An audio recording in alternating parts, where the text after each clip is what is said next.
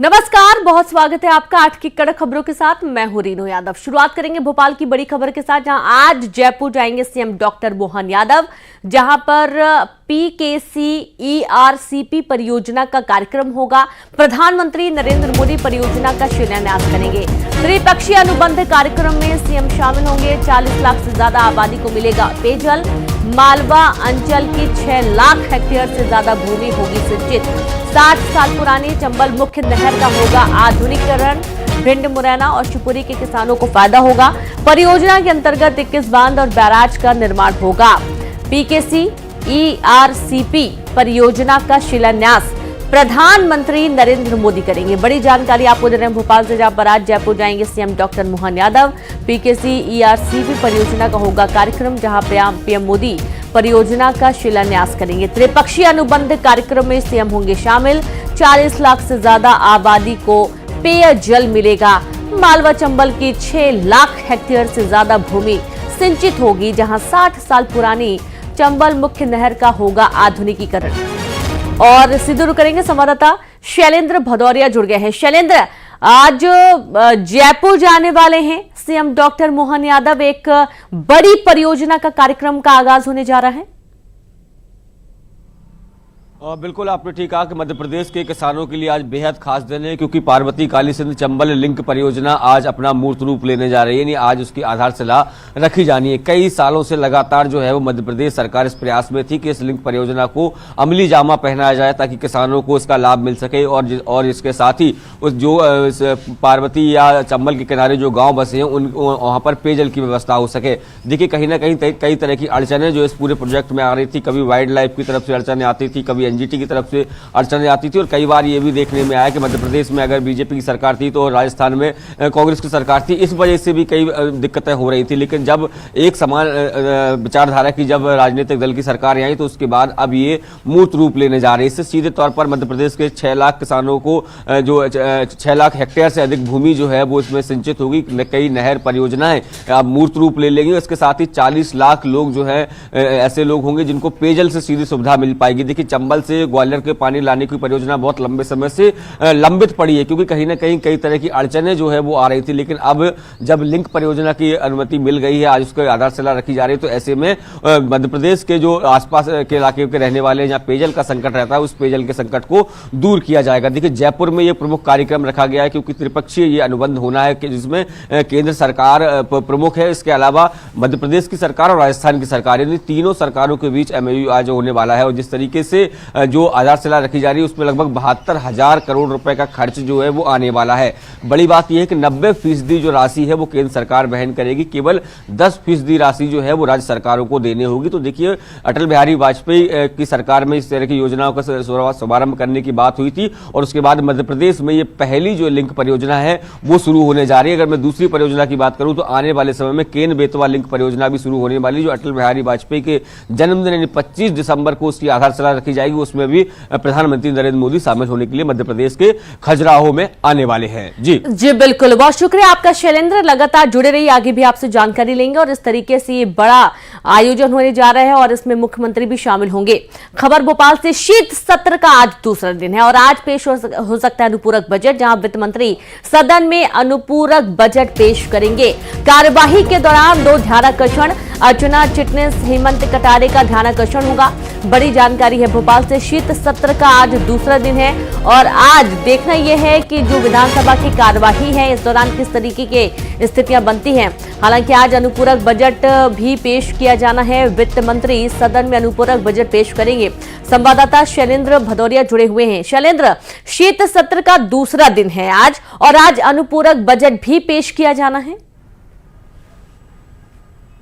बिल्कुल, देखिए, सत्र का आज दूसरा दिन है और कल की तरह आज का सत्र भी काफी हंगामेदार रहने के पूरे आसार है। हालांकि सरकार की तरफ से आज अनुपूरक बजट पेश किया जाना है। इसके साथ ही 2 ध्यानाकर्षण हैं जिन पर चर्चा होनी है। लेकिन जिस तरीके से हमने देखा कि विपक्ष लगातार खाद, बिजली, पानी, सड़क और सरकार का चूंकि 1 साल अभी इसी महीने पूरा हुआ है और इसे ऐसे में 1 साल का हिसाब जो है वो विपक्ष मांग रहा है। कल जिस तरीके से हमने देखा कि सड़कों से लेकर सदन तक जो है विपक्ष के विधायकों ने, विपक्ष के नेताओं ने हंगामा किया और कुछ वही स्थिति आज भी जो है सदन में देखने को मिल सकती है। देखिए, बजट तो लाया ही जाएगा, लेकिन बजट के साथ साथ लगातार इस बात को लेकर विपक्ष हमलावर रहता है कि सरकार लगातार कर्ज ले रही है, योजनाओं के नाम पर कर्ज लिया जाता है, लेकिन योजनाओं को जो लाभार्थी है उनको लाभ नहीं पहुंच पा रहा है। तो ऐसे में लगभग 20,000 करोड़ का अनुपूरक बजट सरकार आज लाने जा रही है, तो उसको लेकर भी काफी हंगामा हो सकता है, क्योंकि प्रदेश की आर्थिक स्थिति को लेकर विपक्ष लगातार हमलावर रहता है। चाहे वह लाडली बहना योजना में 3,000 रुपए देने की बात हो, युवाओं को रोजगार देने की बात हो, या फिर किसानों को एमएसपी की बात हो, ये जो मुद्दे हैं वो लगातार सदन में गूंज रहे हैं, क्योंकि एक साल पूरा हो चुका है और एक साल में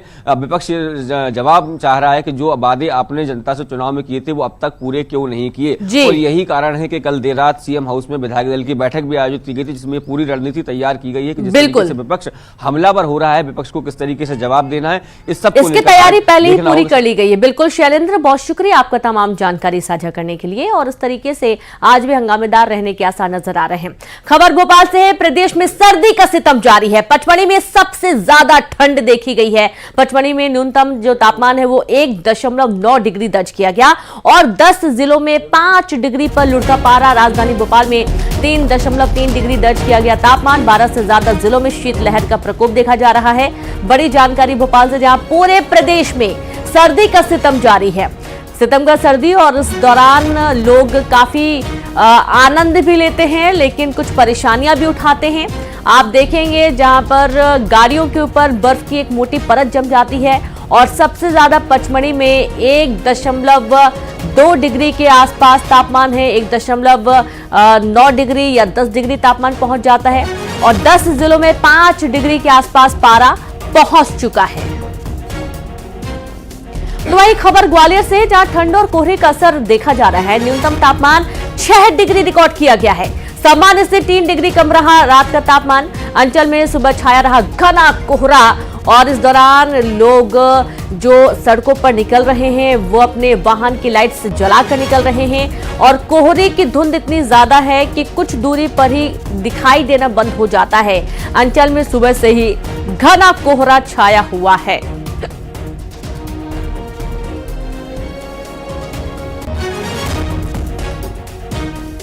और चलिए से शुरू करेंगे। ग्वालियर से संवाददाता सुशील कौशिक और शैलेंद्र कौरव नर्मदापुरम से लाइव जुड़ गए हैं। तो पहले तो सुशील, आपके पास आते हैं। बहुत ही खूबसूरत लगता है देखने में, घना कोहरा छाया हुआ है चंबल में। किस तरीके की ठंड इस वक्त पड़ रही है वहां पर? बिल्कुल, देखिए, ग्वालियर चंबल अंचल की अगर बात करें तो यहाँ अब ठंड बढ़ने लगी है और इसका असर भी साफ नज़र आने लगा है। ग्वालियर चंबल अंचल की बात करें तो आज सुबह कोहरा छाया रहा, और यही वजह कि कोहरे के चलते जो सुबह की विजिबिलिटी थी करीब 6 बजे के आसपास, वो 100 मीटर के आसपास रही। यानी समझा जा सकता है कि कोहरा सुबह सुबह के वक्त कितना गहरा था ग्वालियर चंबल अंचल में। तापमान की बात करें तो रात का तापमान ग्वालियर में 6 डिग्री के आसपास रहा है। अमूमन जो ग्वालियर चंबल अंचल के बाकी शहर भी है, भिंड, मुरैना, दतिया, इन शहरों में भी अगर देखें तो 5 से 6 डिग्री के आसपास बीती रात का तापमान रहा है। और सबसे बड़ी बात यह है कि ग्वालियर चंबल अंचल जो है मध्य प्रदेश के उत्तरी इलाके में है, और उत्तर भारत में जब कश्मीर और हिमाचल में बर्फबारी शुरू हो गई है तो उसका सीधा सीधा सा असर ग्वालियर चंबल अंचल पर पड़ रहा है। बीती शाम से ही अगर देखें तो ठंडी हवाएं चल रही थी करीब 15 से 20 किलोमीटर की रफ्तार से। जो उत्तर भारत से ठंडी हवा आ रही है, बर्फीली हवाएं, उनके चलते ठिठुरन बढ़ी है। मौसम विभाग का कहना है कि अब दिन ब दिन ठंड का असर लगातार बढ़ेगा, और इस ठंड बढ़ने के साथ ही ग्वालियर चंबल अंचल में कोहरा भी बढ़ेगा, ठिठुरन बढ़ेगी, और इसको लेकर अब जो है सेहत के लिए भी ये कहीं ना कहीं अवेयर रहने की ज़रूरत महसूस होने लगी, क्योंकि अब ठंड लगातार बढ़ेगी। बिल्कुल शैलेंद्र, नर्मदापुरम में किस तरीके की तस्वीरें सामने आ रही हैं? ठंड बढ़ गई है और शुरुआती ठंड का लोग बहुत आनंद भी उठाते हैं। देखा यह जाता है कि जब ठंडी दस्तक देती है तो लोग बहुत खुश होते हैं। हालांकि ठिठुराने वाली ठंड अब शुरू हो चुकी है। जी, अभी नर्मदापुरम के मौसम की बात की जाए तो जो पूरा नर्मदा अंचल है इस समय कड़ाके की ठंड की चपेट में है। अभी भी ठिठुरन भरी हवाएं चल रही हैं, और दिन में भी आलम यह है ठंड का कि जो उत्तर भारत से बर्फीली हवाएं आ रही हैं उनके कारण ठिठुरन बड़ी मात्रा में बनी रहती है। पचमढ़ी की यदि बात की जाए तो पचमढ़ी का जो तापमान है वो लगातार 1 डिग्री के करीब बना हुआ है, 2 डिग्री से नीचे है। कल 1.9 डिग्री सेल्सियस था। चंपक झील जो है उस पे जो बर्फ की चादर जैसी जम गई थी। मैदानों पे जो है वो उसकी बूंदें जमी है तो बर्फ की चादरों जैसी नजर आ रही थी पूरी सतपुड़ा की रानी पचमढ़ी। इसके अलावा यदि बात की जाए तो मौसम वैज्ञानिकों के अनुसार 2 से 3 दिन जो है वो फिलहाल पश्चिमी विक्षोभ और चक्रवाती हवाओं का प्रभाव कम होने के कारण कुछ राहत मिलेगी, लेकिन इसके बाद हालात और भी बढ़ेंगे, ठंड का जो सितम है वो और भी बढ़ेगा। जी बिल्कुल, बहुत शुक्रिया आप दोनों का तमाम जानकारी साझा करने के लिए। और इस तरीके से सितम और ज्यादा बढ़ने वाला है क्योंकि ठंड और ज्यादा पड़ने वाली है। आगे बढ़ेंगे, ग्वालियर में स्ट्रीट डॉग का आतंक देखने को मिल रहा है। 24 घंटे में 233 लोगों को कुत्तों ने काटा है। 2 अस्पतालों में डॉग बाइट के 233 मरीज पहुंचे हैं। जयरोग अस्पताल में डॉग बाइट के 123 मरीज पहुंचे हैं। जिला अस्पताल में डॉग बाइट के 110 मामले सामने आए हैं। तो जरा सोचिए कि कितने ज्यादा डॉग बाइट्स की जो घटनाएं हैं वो बढ़ती जा रही हैं और ये कोई पहली दफा नहीं है। दरअसल ग्वालियर चंबल अंचल में डॉग बाइट्स के जो केसेस हैं वो लगातार सामने आते हैं, लेकिन कुछ टाइम पर ये संख्या बहुत ज्यादा बढ़ जाती है। जिला अस्पतालों में या प्राइवेट अस्पतालों में अगर आप मरीज देख रहे हैं तो ज्यादातर जो मरीज आ रहे हैं, ज्यादातर जो केसेस आ रहे हैं वो डॉग बाइट के ही आते हैं। स्ट्रीट डॉग्स का जो आतंक है वो जबरदस्त देखा जा रहा है। 24 घंटे में 233 लोगों को कुत्तों ने काटा।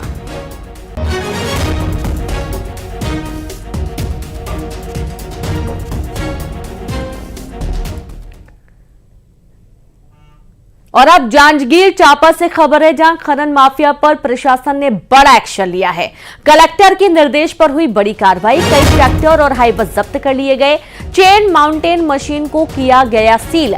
हसदेव नदी के बमनी डीह में अवैध रेत खनन हो रहा था। जिला खनिज अधिकारी की टीम ने छापामार कार्रवाई की है। बड़ी जानकारी आपको दे रहे हैं जांजगीर चांपा से, जहां खनन माफिया पर प्रशासन ने बड़ा एक्शन लिया है। कलेक्टर के निर्देश पर बड़ी कार्रवाई की गई है।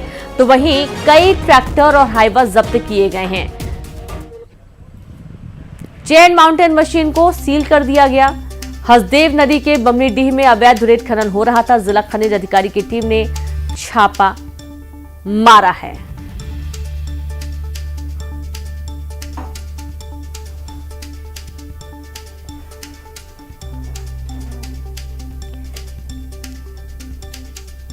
तो देखिए, हसदेव नदी में लगातार अवैध खनन की तस्वीरें सामने आ रही थी और यहां पर जब छापेमार कार्रवाई की गई है तो बड़ी बड़ी जो मशीनें खुदाई में ढुलाई में लगी थी, कई ट्रैक्टर और हाईवा को जब्त किया गया है।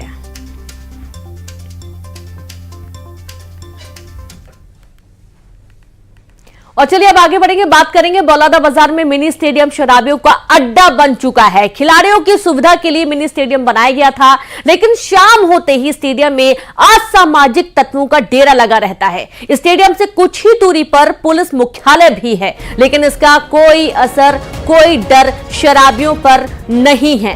खिलाड़ियों की सुविधा के लिए 19 लाख की लागत से मिनी स्टेडियम बनाया गया था और इस स्टेडियम की हालत आप देखेंगे तो समझेंगे कि किस तरीके से यहां पर शराबियों ने अपना डेरा जमाया हुआ है।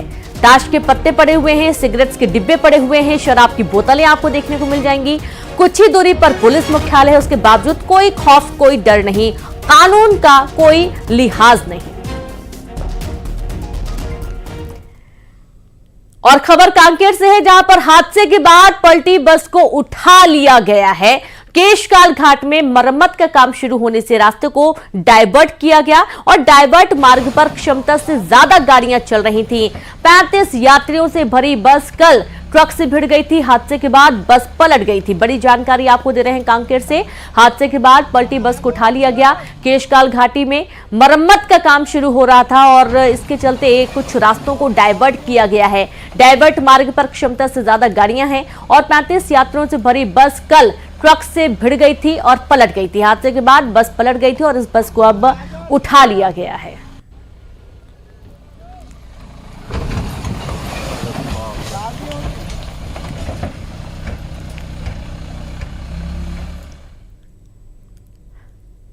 और इसी बीच इस वक्त की एक बड़ी खबर आ रही है, जहां सूत्रों के हवाले से जानकारी है कि कनाडा के प्रधानमंत्री ट्रूडो इस्तीफा दे सकते हैं। पीएम ट्रूडो की पार्टी के 23 एमपी ने इस्तीफा मांगा है। 23 एमपी का इस्तीफे वाली मांग पर पत्र पर हस्ताक्षर हुआ है।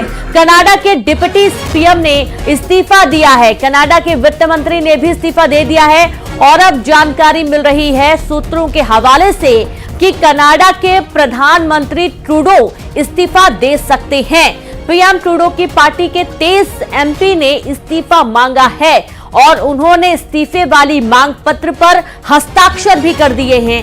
कनाडा के डिप्टी पीएम ने इस्तीफा दे दिया है, कनाडा की वित्त मंत्री ने भी इस्तीफा दे दिया है और अब सूत्रों के हवाले से खबर है कि कनाडा के पीएम ट्रूडो भी इस्तीफा दे सकते हैं। बड़ी जानकारी आपको दे रहे हैं इस वक्त की, ये बहुत बड़ी खबर है जब कनाडा के डिप्टी पीएम ने इस्तीफा दिया, वित्त मंत्री ने इस्तीफा दिया और अब ट्रूडो भी इस्तीफा दे सकते हैं क्योंकि पार्टी के 23 एमपी ने इस्तीफा मांगा है और इस्तीफा वाले मांग पत्र पर उन्होंने हस्ताक्षर भी कर दिए हैं।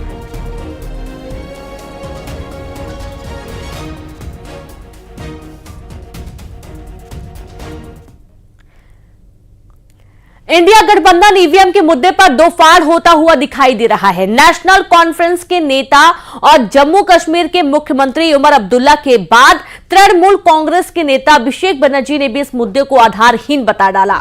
अभिषेक बनर्जी ने कहा कि अगर ईवीएम में कोई कमी है तो उसे सबूतों के साथ चुनाव आयोग को दिखाना चाहिए। उमर अब्दुल्ला के बाद ईवीएम पर कांग्रेस के दावों पर अभिषेक बनर्जी ने भी सवाल खड़े कर दिए हैं। अभिषेक बनर्जी ने ईवीएम के हैक किए जाने के दावे को भी निराधार बताया है।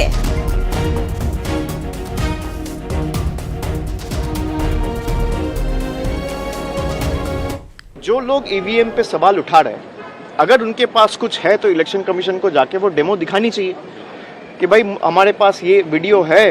क्योंकि इलेक्शन कमीशन ने वो सबको बुलाया था और मैं इतना दिन से चुनाव जमीन पे करवाता हूं, मुझे लगता है आप अगर ईवीएम रैंडमाइजेशन के टाइम ठीक से काम करेंगे और बूथ पे जो लोग काम करता है वो मॉक पोल के टाइम पे भी आप अगर चेक करेंगे, उसके बाद काउंटिंग के टाइम पे आपका 17 सीट जो फॉर्म होता है जिससे बैलेट यूनिट, कंट्रोल यूनिट मिलाया जाता है, वो अगर ठीक से चेक करेंगे तो मुझे नहीं लगता है कि ये जो एलिगेशन है इसमें कोई सब्सटेंस है। अगर फिर भी किसी को लगता है कि भाई ईवीएम मैनिपुलेट हो सकता है, ईवीएम हैक हो सकता है, तो मुझे लगता है डेलीगेशन जाके इलेक्शन कमीशन को मिलना चाहिए। इस मुद्दे पर बीजेपी ने कांग्रेस पर तंज कसा। धर्मेंद्र प्रधान ने कहा कि कांग्रेस के पास अब कोई विचार नहीं बचा है। वहीं दिग्विजय ने कहा कि अगर पीएम और ईसी को ईवीएम से इतना प्यार है तो वीवीपैट की स्लिप हमें दे दी जानी चाहिए।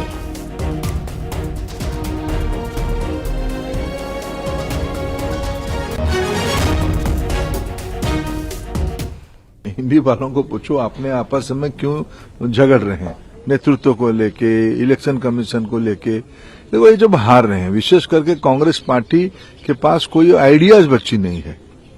बार बार हारने के कारण एक फ्रस्ट्रेशन उनकी मन में डेवलप हो चुकी है।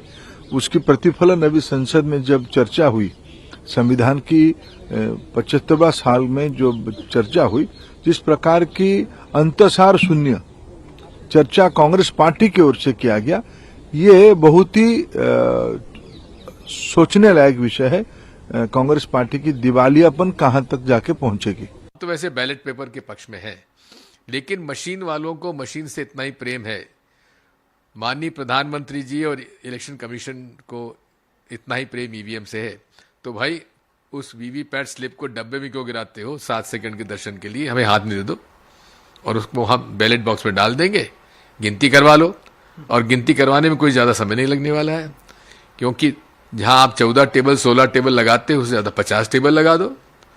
ना अधिकारी कर्मचारियों की कमी है, ना जगह की कमी है। दिल्ली का कुख्यात गैंगस्टर राशिद केवलबाला थाईलैंड में बैठकर दिल्ली में अपनी गैंग की ताकत बढ़ाने के लिए शूटरों की भर्ती कर रहा है। और इस बात का पर्दाफाश तब हुआ जब एक दिन पहले राशिद केवलबाला के करीबी गुर्गे वसीम को दिल्ली पुलिस ने मुठभेड़ के बाद गिरफ्तार कर लिया।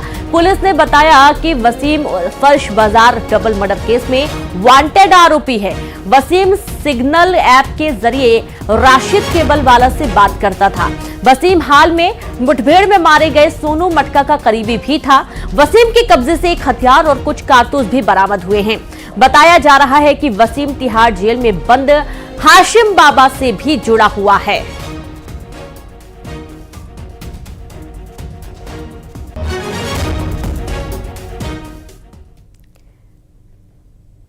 और चलिए अब देखेंगे 20 बड़ी खबरें तेज अंदाज में। सूरजपुर में ड्यूटी पर नशे